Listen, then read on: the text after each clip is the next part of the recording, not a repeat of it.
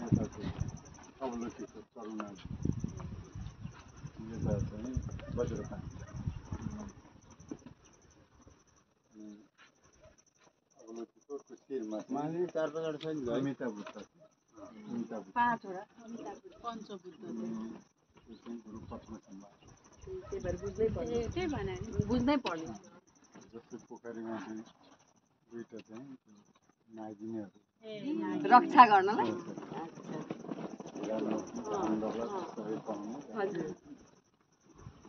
यही नै हो मुख्य उद्देश्य चाहिँ गाउँलाई परिचय पहिल्यैदेखि नै बनाउनु पर्ने थियो यो बन्दैछ एउटा साह्रै सुन्दर छ ठाउँ चाहिँ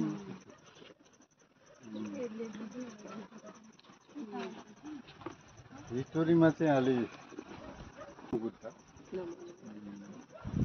तीन भाइ सम्पूर्ण भाषामा चाहिँ लाछम्बो डाछम्बो न्युङछम्बो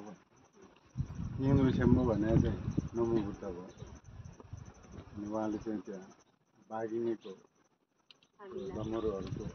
अवस्था देखेपछि बाघिनीको लागि आफ्नो शरीर दान गर्यो त्यसपछि पहिला सँगै थियो अनि तिनै भाइ तल आएपछि भाइ फर्केर म एकछिन त्यहाँ गएर आउँछु भनेर फर्किनु उसले त्यहाँ